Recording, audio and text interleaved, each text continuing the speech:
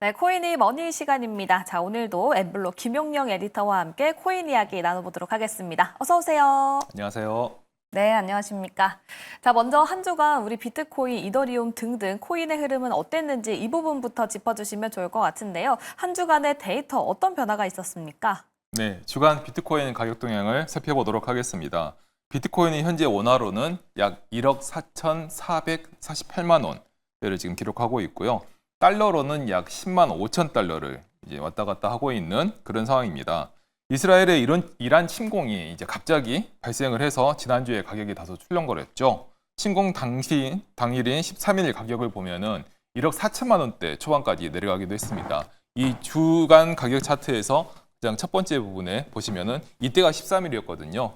여기에서 이제 1억 4,490만 원 정도에서 1억 4천만 원대 초반으로 쭉 빠진 것을 확인할 수가 있습니다. 그래서 이게 하루에 약 4% 정도 빠진 것으로 볼 수가 있는데요. 그런데 또 주말을 지나서 17일에는 이제 1억 4,700만 원대까지 이제 회복을 한 것을 알 수 있습니다. 이때 잠깐 중동을 둘러싼 긴장이 완화가 됐던 타이밍인데요.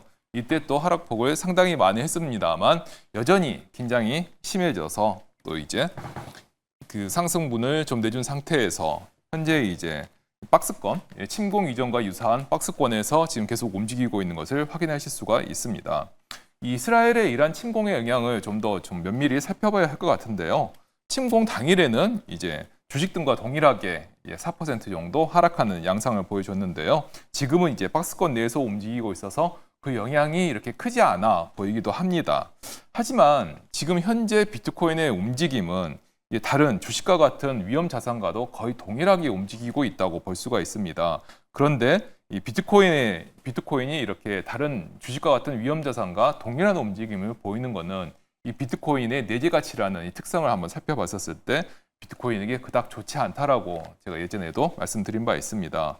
이렇게 비트코인이 주식과 같은 위험 자산과 동일하게 움직인다라고 하면 S&P 500이나 나스닥에 투자를 하지 굳이 비트코인에 투자할 이유가 없거든요. 그래서 이런 시장 반응은 비트코인의 장기적인 미래에 그리 긍정적이지 않다라는 점을 좀 유념하셔야 하겠습니다.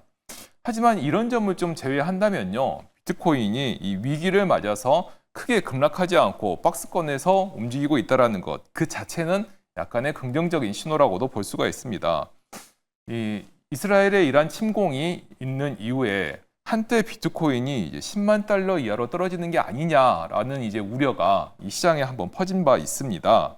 하지만 이제 다행히도 넓게 보면은 이제 10만 달러와 11만 달러 사이에서 1억 4천만 원과 그다음에 1억 5천만 원대 약간 아래 이 박스권 내에서 계속해서 움직이고 있다는 것 자체는 이 위기 때문에 급락하지는 않는다고 있는 것으로 지금 볼 수가 있거든요. 따라서 그런데 지금 현 상황은 이 이스라엘과 이란을 둘러싼 중동의 긴장감이 급격히 높아지거나 아니면은 다른 악재가 발생할 경우에 또다시 반응할 여력이 있는 상태라고도 볼 수가 있습니다. 이 박스권 내에서 행보한다는 것은 다음 방향이 결정되면은 그에 따라서 크게 움직일 잠재력을 비축하고 있다고도 볼 수가 있으니까요.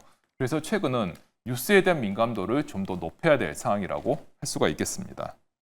자, 그렇다라고 하면 코인 시가총액 2위인 이더리움을 한번 살펴보도록 하겠습니다.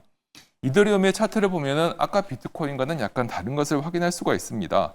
사실 이번 이스라엘의 이란 침공으로 더 큰 피해를 본 거는 바로 이더리움이라고 할 수가 있죠.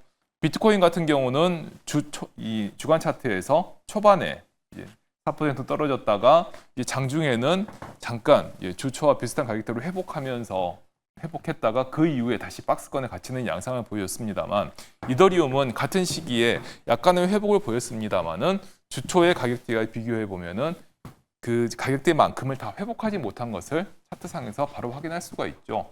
같은 박스권이라 하더라도 비트코인보다는 다소 낮은 가격대에서 박스권이 형성되어 있는 것을 확인할 수가 있습니다.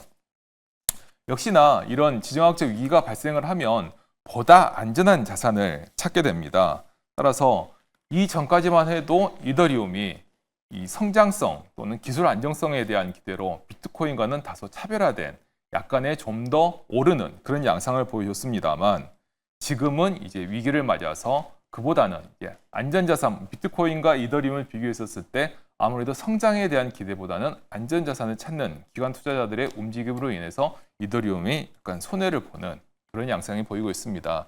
이런 추세는 이 지정학적 위기가 계속되는 상황에서는 당분간 계속될 가능성이 좀 높다고 하겠습니다. 따라서 지금 현재는 이더리움에 대해서는 보수적인 대응이 유효해 보이고요. 하지만 좀 더 장기적인 시각에서 살펴본다라고 한다면 최근 이 스테이블 코인 발행사인 서클의 주가가 엄청나게 폭등을 했죠. 여기서 알 수 있듯이 새롭게 등장하는 디지털 금융에 대한 투자자들의 기대는 그 어느 때보다 높은 상황입니다. 단지 미국 증시뿐만이 아니라 국내 증시에도 굉장히 큰 영향을 미치고 있는데요. 그렇다라고 하면 이 스테이블 코인 발행에 필요한 블록체인 메인넷에 대한 수요도 향후 높아질 것으로 전망되고요. 이 메인넷의 가장 첫 번째 순위에 꼽을 수 있는 것이 바로 이더리움이라고 할 수가 있겠습니다.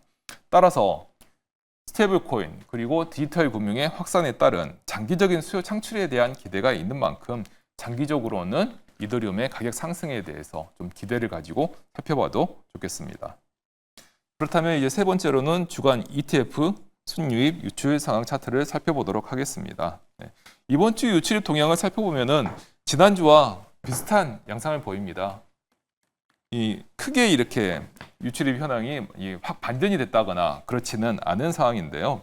이스라엘의 이란 공습이 있었음에도 불구하고 이 유출로 전환하지 않은 것이 현재 지금 비트코인과 이더리움의 박스권 가격 양상을 이끌고 있는 거라고 볼 수가 있겠습니다. 13일 지금 보면은 이 13일 당일에도 유출로 돌아서지 않았어요.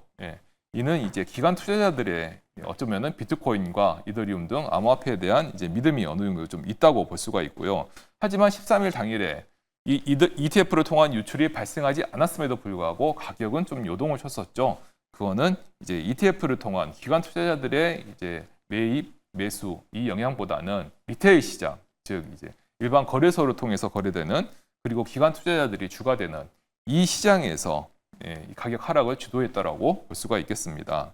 자, 그런데 비슷한 양상이지만 지난주와 비교를 해봤었을 때 한 가지 큰 차이를 발견할 수 있는데 바로 이 이더리움 현물 ETF 유출입 현황입니다. 지난주까지만 해도 이더리움 ETF를 기관 투자자들이 상당히 큰 폭으로 매수를 했었는데요. 현재 지금 이번 주에 들어서서는 이 매수 폭이 상당히 크게 줄어든 것을 확인할 수가 있습니다. 이 기관 투자자들에게 비트코인은 가치저장 특성에 기반한 해칭용 자산이라는 게 자산으로 인식이 되고 있고요. 이더리움은 이제 새로운 산업의 발전에 투자하는 고위험, 고수익 자산으로 취급받고 있다는 것을 이번 위기가 발생하자 다시 한번 확인할 수 있습니다.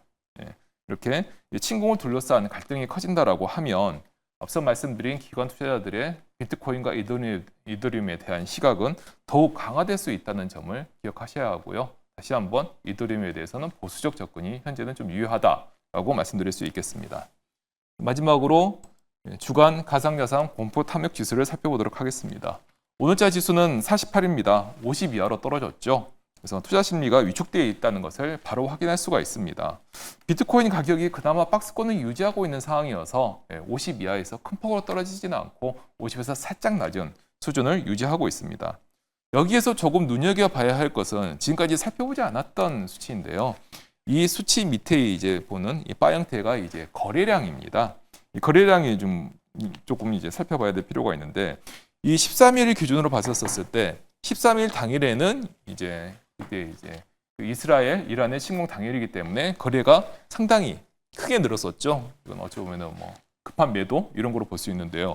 그 이후의 거래량을 보면은 이전 대비 지난주와 전주와 대비했었을 때 거래량 자체가 상당히 많이 줄어든 것을 이제 확인할 수가 있습니다. 이것은 이제 현재 비트코인의 가격이 이렇게 박스권을 형성하고 있다라고 하는 이런 가격대보다도 투자 심리가 조금 더 위축된 상황임을 이제 거래량을 통해서 확인할 수가 있습니다. 이 부분도 유념해봐야 할 것입니다.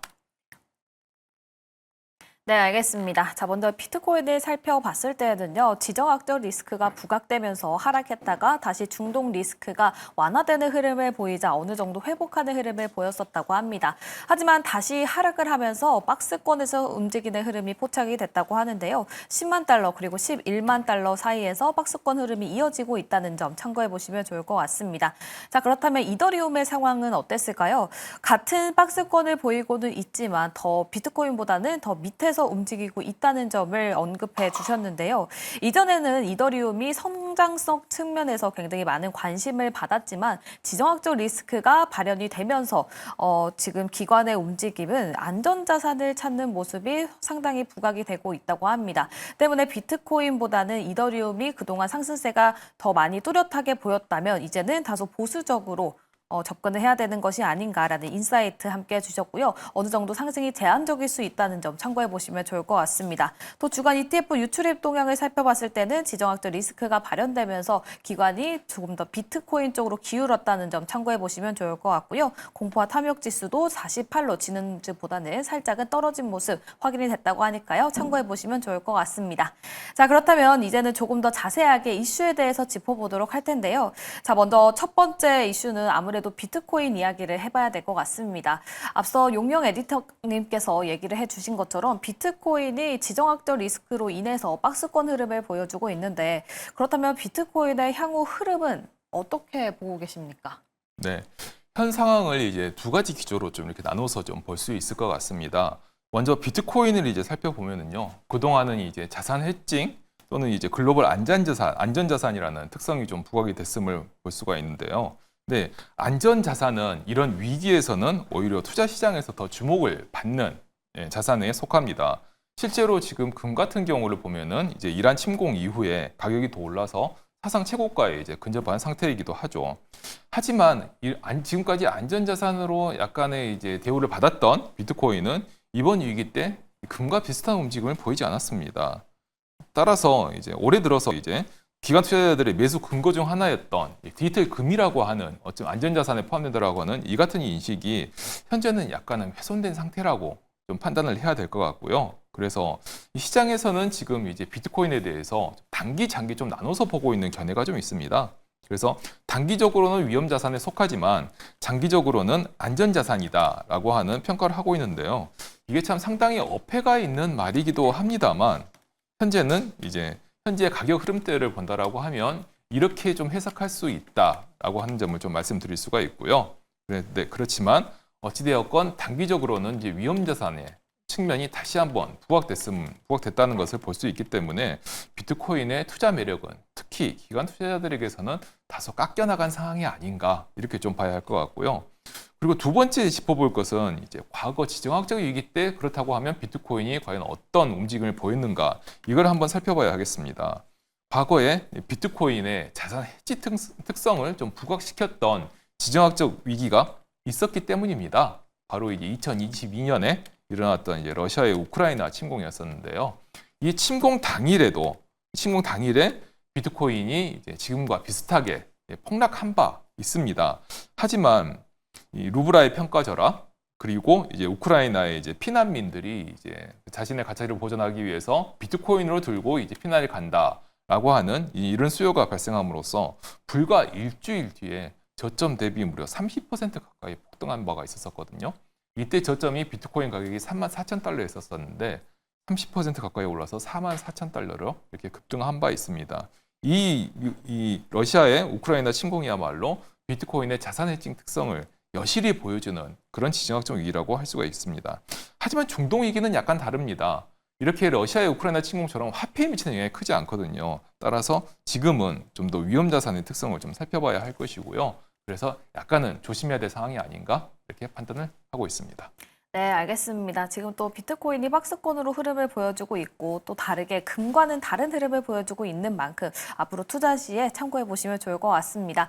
시간 관계상 저희 코이니머니는 여기서 인사드리도록 하겠습니다. 자, 오늘 코이니머니 김용영 에디터님과 함께 해봤습니다. 감사합니다.